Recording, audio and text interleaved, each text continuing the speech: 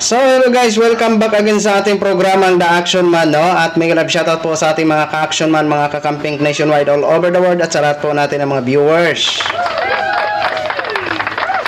So ito po mga ka-action, ito yung masasaya na nangyayari sa hirig ngayon. Basta daw. Ito si uminit. Oh, kanina si Vice President ang umalis. Oh. Ngayon ito ngayon, hindi pa tapos dito si Kong Luistro magsalita. Sumingit ito ngayon bigla si Marcolita. And then pagkatapos magsalita ni Marcolita, hinggil nga po sa budget hearing na ito niya ng UBP, nag-question ito si Kong Abante. At ito na nga po, tumaas ang boses ni Kong Abante, tapos 1 minute suspension na. At dito sa 1 minute suspension, ito yung mga eksena. Sinugod di Paduano si Marcolita. Siyempre, pumunta daw si Kong Akop, hinarang agad ni Kong Akop. Baka mamaya magsuntukan baga. Ito po, panoorin po natin ito muna mga ka-action. We should conduct an investigation as well to the office of the Vice President. And I wish to thank the Honorable Valeriano for taking a stand before the plenary to initiate this inquiry in aid of legislation to address the observation not only of this representation but of our fellow members of the Committee on Appropriations about the irregularities which we have seen already in the disbursement of fund, as a matter of fact, not only of the confidential fund, but even the regular allocation of the OVP. With that, Mr. Chair, may I proceed to my question for the COA? Kanina Yes. po, But after your lengthy manifestation, you have already Mr. Chair. consumed 4 just minutes. one question, Mr. Mr. Chair. Chair. Just one question. Yes, the Honorable Marcolita. May I offer a counter manifestation, Mr. Chair? Later po, 1 minute na lang po siya and then Kasi I will baka record. makalimutan yung continuity ng flow ng discussion. Ayan, hindi talaga nagpapapigil ito si Marcolita kahit sinasabi na nga napatapusin muna si Kong Luistro. Ito, hindi talaga siya makapaghintay. Ayan, pakinggan nyo po. I'd like to ask only, Mr. Chair, by way of manifestation, is there anybody who is questioning the power of the purse of Congress? Is there anybody who is questioning the legislative function and oversight function of Congress? Is there? Because if there is none, then we are not supposed to overextend the discussion or any manifestation because nobody is questioning that. And I think nobody could question that. Even the privileged speech of the Honorable Valeriano. I think the proper question there, the proper title is not asserting the power of the purse. We should not assert it because that power is inherent in us. Asserting or not asserting that power is of no moment. Yun po ay birthright. Yun po is inherent right of Congress. And let me make of record, the office of the Vice President, to my mind, did not undermine the power of the purse. When she personally came in the first hearing and presented herself, including the budget by way of a PowerPoint presentation, she made a presentation, Mr. Chair. And after that, she made a categorical statement that she said, I forgo, Madam Chair, I forgo my opportunity to defend the budget of the Office of the President by way of question and answer, and instead I leave it to the discretion of the House of Representatives on their decision to decide on the proposal as presented. This is a very respectful answer. Mr. Chair, I did not find any offensive remark in that particular statement. She gave the entire House of Representatives the entire discretion, the entire right to decide on the proposal she presented before us. Why would we blame her for saying that she disrespected Congress? No, sir. Di ba ang ano niya nito, ang party list nito is sagip? Eh kung sagip ang party list mo, di ba dapat sagip ka sa mga mahihirap? Eh bakit parang tutol na tutol ka dito sa mga katanungan o pagkikwestiyon ng mga kongresista na kapwa mo kongresista dito sa Office of the Vice President? Di ba? Eh maliwanag naman po ito na yan po ang trabaho nyo para busisiin ang sino mang opisyal na gumagasta ng kaban ng bayan. Di ba? At marapat lamang na malaman po namin yan. Di ba mga ka-action, mga kakamping? No, sir. I think it was triggered by the fact that questions were asked in relation to the confidential and intelligence funds.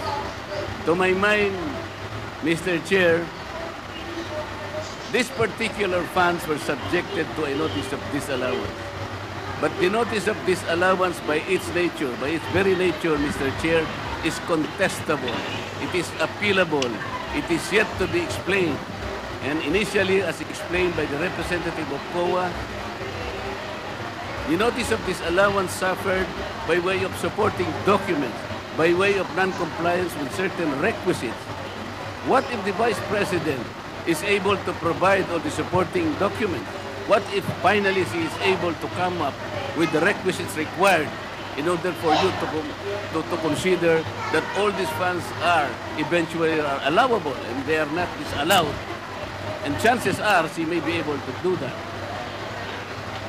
Hindi po final judgment ang notice of disallowance. As a matter of fact, based on COA's own representation the other day, the Vice President received the notice of disallowance only on August 24, 2024, which means, Mr. Chair, the Vice President has 6 months within which to reply and make an answer. That is correct, Madam COA. So, 6 months is up to February 2025. We should give her all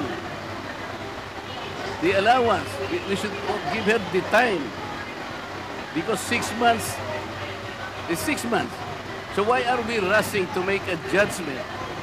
As a matter of fact, as I have already initiated earlier, Mr. Chair, when you said that anything we can discuss in this committee provided it is of public interest, and you said that intelligence funds and confidential funds are public interest, but I said because of our own rules, we should make a prior and preliminary determination that is directly and principally connected to malfeasance, misfeasance, or non-feasance. We have not made that determination.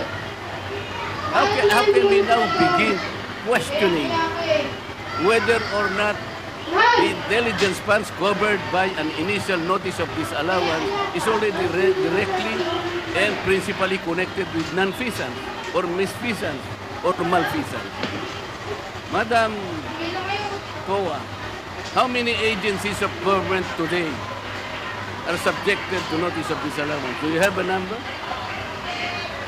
How many agencies today?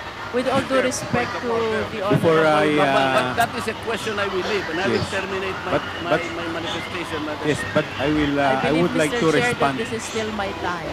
Yes, but I would like to respond to your manifestation, Congressman Marcoleta. Parliamentary Let inquiry, me. Mr. Chair.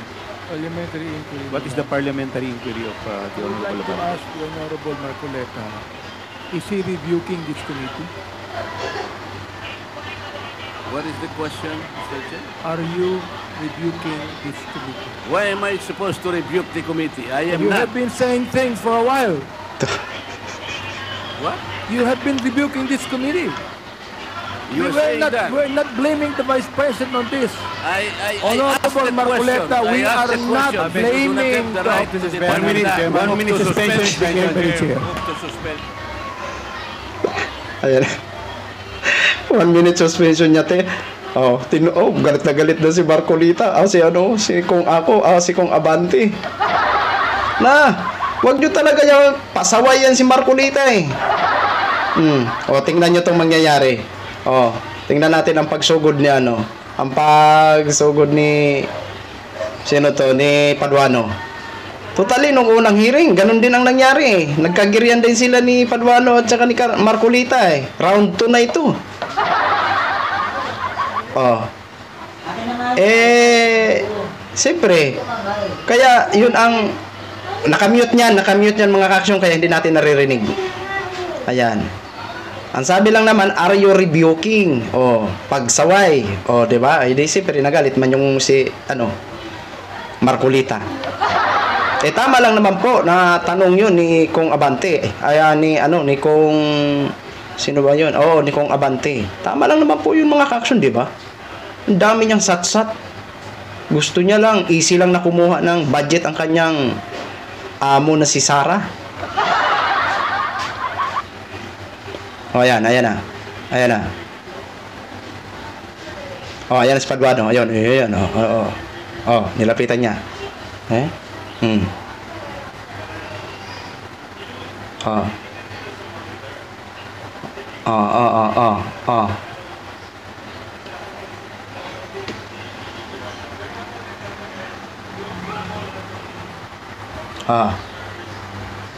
Ayan na. Tingnan niyo kung ano mangyayari. Ayan. Oh,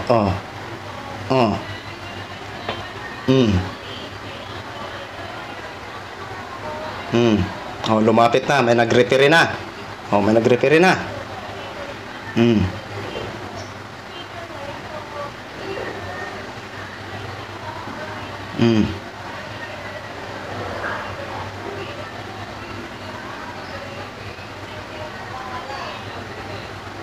Tumayo na. Oh, lumapit na si Kong Akop. Oh, referee na si Kong Akop.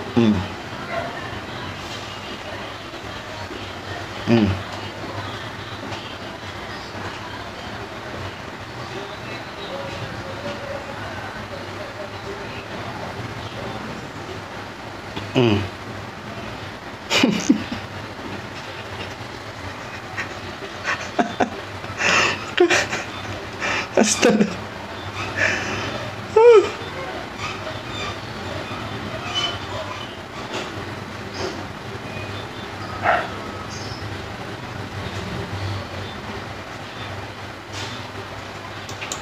So abangan na lang natin mga guys, kasi dati din yung round 1, yung ganyan din nangyari, nagkagirian din si na sinugod din ni Paduano si Marcolita is sa mga Facebook, may boses po yun, may boses. Siyempre may nagbibideo noon. Oh, 'di ba? May nagbibideo noon. Siyempre yung mga cellphone noon kasi siyempre lalabas yun sa media, sa mga social media, 'di ba? Kaya abangan naman natin kung ano po ang buong nangyayari doon sa sagutan naman nilang dalawa. 'Di ba? Kasi dati ang referee si Congressman Garin. Ngayon naman puro na lalaki ang nag-referee. Dahilan ito sa budget ni Sara, Diyos ko po. Ang hirap kasi, hindi kasi sila nagkakaisa dyan. Totally, ilan lang naman sila dyan eh. Si Marcolita, si Gloria. Oh, I think siguro mga 4 lang sila dyan. Ang nag-ano-ano, lahat dyan, total. Kailangan ang lahat, ang iba dyan, ang karamihan dyan, kailangan busisiin ang nasabing mga budget ni Sara. Mga previous at mga hinihingi pa na budget ni Sara, di ba? Yan naman talaga ang trabaho nila eh.